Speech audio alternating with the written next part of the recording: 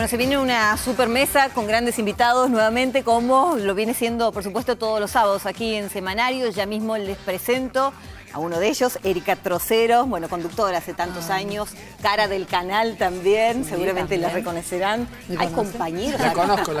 Sí. ¿Cómo estás? Gracias por venir. Bien. No, gracias a vos por invitarme. Cuando llegué, bueno, Sí. pensé que iba a ser un mano a mano, Sí. pero después me encontré con caras conocidas y queridas, así que muy contenta. Bueno, es lo lindo de esto, ¿no? Poder juntarnos todos o varios totalmente distintos, cada uno en su ámbito y poder hablar de temas de interés general. Luis Juez, acá con nosotros, uno de los protagonistas de la semana, tiene mucho para contar. Titular del... Instituto Nacional de Capacitación Política, el Ahí INCAP, está. una subsecretaría que depende Sí. del Ministro del Interior. Bueno, perfecto. Bienvenido, gracias. No, gracias por Te la ha tocado de invitación. cerca, ¿no? Este tema de los cuadernos de la corrupción que ha saltado esta semana. Es un tema que lo hemos reiterado Sí, desde el ya año nos vas a 2004 a contar. la fecha, sí, claro. Bueno, Héctor Pedicino está con Así nosotros es. también, es médico. Bueno, es la Semana Mundial de la Lactancia, Así entre es. tantos temas que tenemos para tocar con Así vos. es, de eso vamos a charlar. Bueno, gracias por aceptar la Cómo no, propuesta. Por favor, gracias a ustedes por invitarme. Pablo Gallo, titular del CIPES, de uno de los centros más importantes, nos decía recién Luis Juez, a modo de hacer observaciones de nuestra querida sociedad, ¿no? No solamente de Córdoba. Bienvenido. Gracias a ustedes por la invitación. Bueno, vamos a hablar de los cuadernos de la corrupción, que es uno de los temas del momento. Recién lo hacíamos inclusive antes de comenzar el programa entre todos, escandalizados de esto que ha saltado a la luz y que de alguna manera uno podía oler que iba a suceder en algún momento. ¿O no? Pero no hay ninguna duda, o sea, la Argentina tiene un mecanismo muy corrupto, y que te diré inmemorialmente, o sea, digo, la obra pública a nadie se le ocurre pensar que quien construye obra pública es la empresa constructora más eficiente, más eficaz, con los mejores ingenieros civiles. Es el tipo que tiene el timbre del que dirige la licitación. ¿Pero desde cuándo? Yo te diría de tiempo inmemorial. Esto existe de la Cámara de la Construcción, siempre digita qué empresas construyen y después te pasa como pasó en Córdoba, pasa cuando yo era fiscal anticorrupción en el año 2002, cuando me tocó investigar la electroingeniería, que era una empresa que fabricaba tableros electrónicos para obra y para industria, y pasó de un día para el otro a hacerse cargo de las 110 escuelas. Hoy hay una nota de la voz del Interior que refleja esa investigación de la Fiscalía Anticorrupción del año 2002. Bueno, y en ese momento, ¿qué se denunciaba? ¿Qué En llegó a la ese Fiscalía? momento la denuncia que llegaba a la Fiscalía Anticorrupción es que le habían quitado la licitación a un par de empresas, una de ellas española, la empresa Huarte, que había ganado la licitación y se la habían entregado a la empresa Electroingeniería, que no tenía capacidad de obra. Para eso habían destruido el registro de capacidad de obra. En aquella época un fiscal de Estado que tenía la provincia se llamaba Carbonetti, había hecho toda una manganeta, una cuestión, había corrido los funcionarios y le habían dado a esa empresa del poder esa construcción de las primeras 110 escuelas. La historia dice que al año y medio gana Néstor Kirchner, esa empresa que hace las primeras 110 escuelas, Electroingeniería, empapela Córdoba con cheques sin fondo, deja a varias empresas patas para arriba, usando un mal término, pero le adjudican las otras 110 escuelas que venían. Ahí hace un buen capital y se junta el hambre con la gana de comer. De la Sota, que parecía que tenía un enfrentamiento ideológico con Néstor Kirchner, empiezan a encontrar algunas coincidencias. El presidente del Banco Provincia era Ricardo Sosa, el presidente de Electroingeniería era Gerardo Ferreira y el secretario legal y técnico, el todopoderoso Carlos Zanini, era la mano derecha de Néstor Kirchner. ¿Qué los unía a los tres? Que los tres habían estado detenidos en la época de la dictadura militar, en el mismo pabellón, en la misma celda, y tenían una estrecha vinculación. A partir de ahí, como se hace siempre, se empieza a vincular una cosa con la otra, y Electroingeniería, Néstor, que tenía una experiencia, pero él no podía trasladar a Austral Construcciones, que era una empresita de Lázaro Báez, porque empezaba a jugar en las Grandes Ligas, era presidente de la Argentina, ya no era el gobernador de Santa Cruz, necesitaba una empresa de magnitud. Y así fue como Electroingeniería se convierte en la mega empresa de la Argentina que se hace cargo de en Córdoba casi del 90% de la obra pública. Y en el país te diría de un 70, 80. Y también a partir de la relación que tenía Néstor con algunos presidentes, acordate esa década ganada, Sí, Bolivia, Brasil, con Lula, con Evo, en Ecuador también, en Venezuela, Electroingeniería se convierte, te diría, en una empresa de magnitud.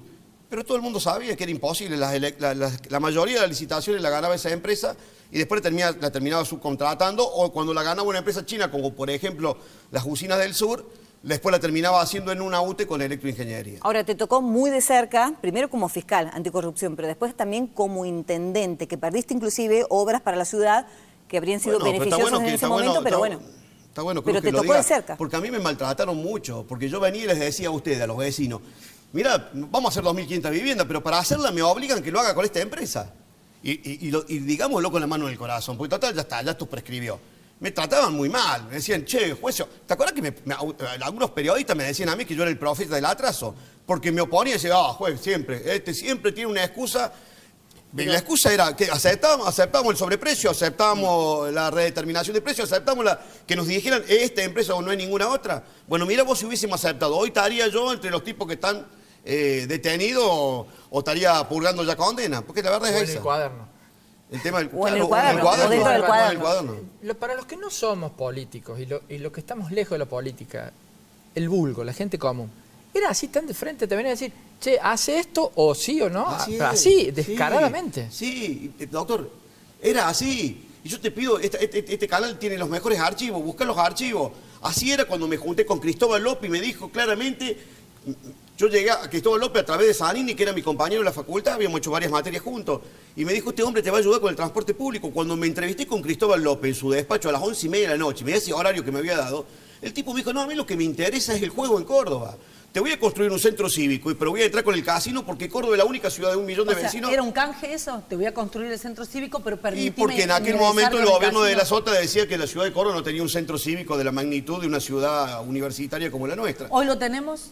Hoy no lo tenemos, hoy lo tiene Rosario, porque pero la condición era, te voy a financiar 10 campañas electorales. ¿Se acuerdan que esa denuncia la hicimos en la Justicia Federal? Bueno, ahí está, ¿no? Porque hay dos opciones. O uno se queda callado y no dice nada y acepta esa obra a cambio de, o directamente denuncia en la justicia. ¿Y por qué en el caso de denunciar en la justicia, como lo hizo Luis Juez, no se hizo pero nada, nadie nos quedó dio en la bola? nada? Mira, vamos más cerca, Cruz. ¿Pero por qué la Con el justicia tema de la no usina hizo de nada? Pilar, después que nos juntamos, ya te estoy hablando, ya se había muerto Néstor Kirchner. Con la usina de Pilar en el 2013, para que no diga, che, esto es prehistoria, 2002, 2005, 2007. En el 2013 nosotros nos juntamos con el secretario de Energía de la Nación, Cameron.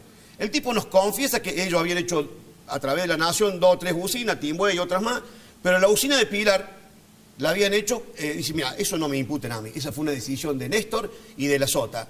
Y ellos eligieron que Electroingeniería fuera la empresa constructora y después se quedara con el mantenimiento de la usina por no sé cuántos años, con un contrato de 285 millones de dólares.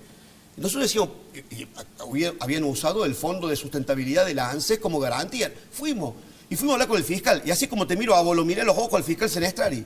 Y el tipo era un fiscal militante, no iba a hacer nada, como que no hizo nada. A la media hora se sacó la denuncia y dijo, no, acá no veo dinero del Estado Nacional involucrado, con lo cual no soy competente. Mentira, ¿cómo no va a estar si nosotros lo denunciamos también a Bocio, que era el que había permitido los fondos de la ANSES de los jubilados para una obra que no la va a poder pagar nunca Córdoba? Porque era 1.000 y pico de millones de dólares a un dólar de 12 pesos, hoy está 30. Sí, imposible. Doctor Luis, todo esto que estás diciendo tiene que ver un poco también como lo pasaste vos cuando fuiste intendente. Bueno, yo te tuteo, le digo a usted. Claro, no, claro, Erika, bueno, nos conocemos años. Sí. Ahora, ¿qué va a pasar con esto que se descubre donde hay pruebas explícitas, tácitas, no hay supuestos? ¿Qué es lo que yo opino yo como abogado de 30 años penalista? Sí. No va a pasar nada. No. No, sí. ¿Cómo no? Y esta es la gran desilusión que tengo para mis hijos, para mis nietos. Pero todos lee acabamos mañana. de Y no, ¿sabes por qué no va a pasar nada? Porque necesitamos un gran acuerdo. Porque cuando pasó esto en Brasil, Brasil, que es una de las potencias más corruptas que tiene Latinoamérica, encontró en este último tramo de Lavallato la posibilidad de empezar a creer en algo, en la justicia. Hoy en Brasil a ningún empresario se le ocurre pensar que va a poder ponerle plata a Lula, a Dilma o a fulano de tal porque van en cana. Sí, esto pasó en Italia con el proceso Manu Purite. Bueno, nosotros... Se involucró todo el mundo. Acá vemos que el problema es Bonadio y del fiscal Stornelli. No, el problema es... Ahora, digo, no quiero monopolizar la reunión para nada, al contrario. Pero digo, yo era el único intendente del 2003 al 2007. Yo desafío que vengan intendentes radicales, peronistas, socialistas, comunistas, y que le cuenten al fiscal Stornelli y al juez Bonadio cómo era la matriz de corrupción. Pero ahora no se animarán, digo, a partir de ahora. No es un punto de quiebre que los para que mucha empresarios gente... también empiecen a contar cómo fue en Italia, también. cómo fue en Brasil. Sí. Bueno, porque pero si ellos no lo hacen es no difícil. solamente por lo que usted dice, no solamente vamos a necesitar políticos que se arriesguen a hablar lo que pasó, sino justicia que sea verdaderamente justicia. Nosotros cuando nos juntamos después de jugar al fútbol, los viernes y discutimos de política, porque una de las cosas que más nos gusta discutir a los hombres, terminamos diciendo que el centro, el eje, es la justicia. ¿Tenés alguna Si duda? no hay una justicia justa, valga la redundancia, nunca va a pasar nada. Pero hubo mira, un nosotros cambio en la tenemos- justicia, Nosotros ¿o tenemos no? una dirigencia horrible. ¿Hubo un cambio o no en la Política, justicia? sindical, la que vos quieras. Busca la deportiva, horrible. Por el lado que vos miré, nuestra dirigencia política, como nosotros, como los políticos, como los dirigentes no salen de un repollo, nuestra dirigencia es complicada. Ahora, la justicia es horrible. Porque si vos, mira, en los países serios vos le tenés respeto a la justicia. En los países que no son tan serios le tenés miedo a la justicia. En un país como el nuestro no le tenés ni seriedad, ni miedo, ni nada, porque vos si sos poderoso no vas a tener nunca problema con la justicia. El que le tiene pánico a la justicia es el ciudadano común que dice, no, pero a mí me llega una carta de documento y tiemblo, y hace 30 años que hago derecho penal. Cuando mi mujer me muestra una carta de documento o alguna intimación, yo empiezo a transpirar y digo, ¿a quién jodimos? ¿Cómo es el tema? No puede ser.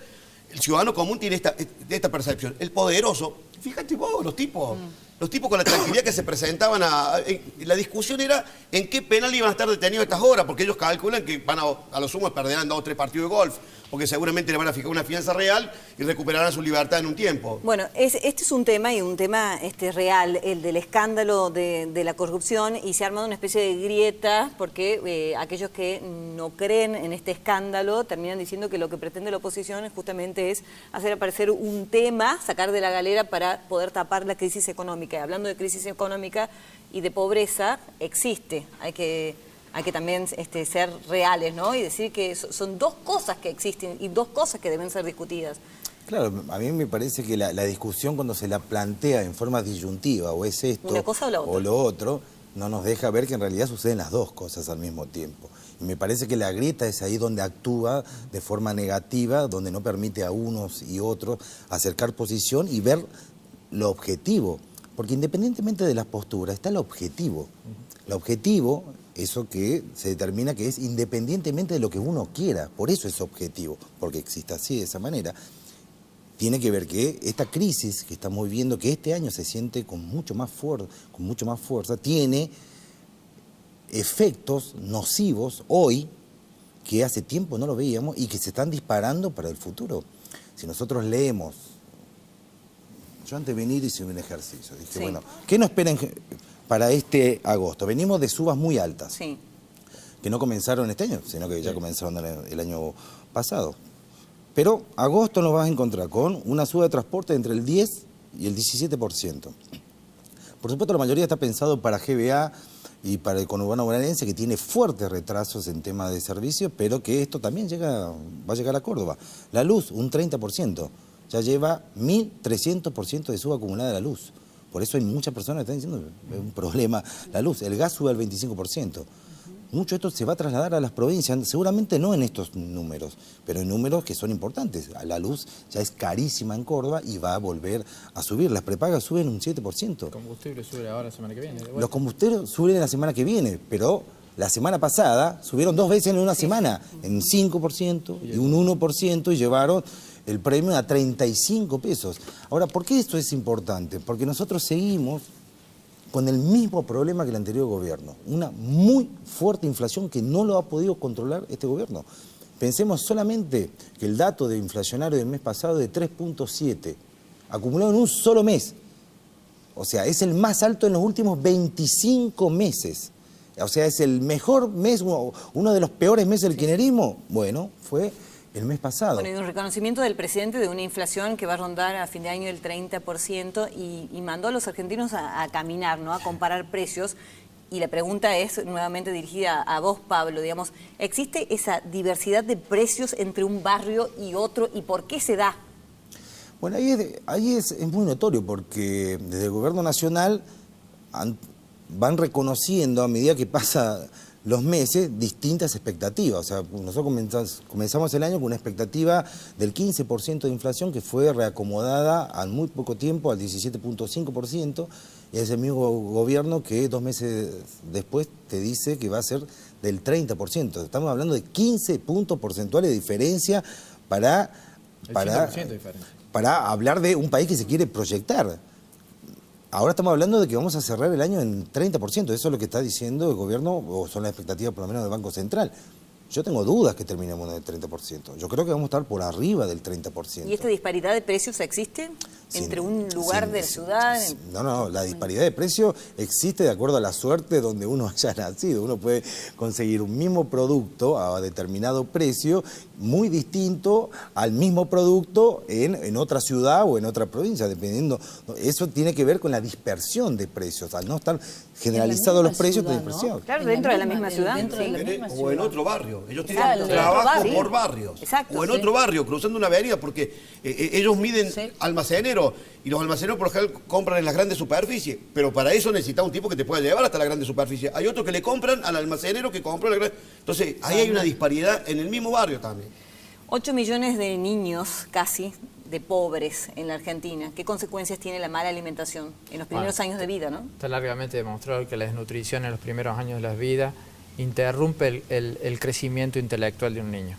Es decir, que vamos a tener probablemente, si la desnutrición es severa, poblaciones de niños que no puedan tener expectativas reales de tener un desarrollo intelectual adecuado. Y esto es muy lamentable. Y la leche madre ayuda muchísimo para eso. Bueno, Semana Mundial de la Lactancia Pasamos Materna. el chivo. Qué difícil, no, y qué difícil combinar la lactancia y el trabajo, ¿no? Porque es un gran impedimento Sí. a la hora de cumplir con esa tarea que es hermosa para toda madre muchas veces. Sí, de todos modos yo creo que con información todo se puede, porque las mamás que quieren dar la teta, primero lo que nosotros proponemos es que se vuelva a la cultura de la lactancia, ¿no?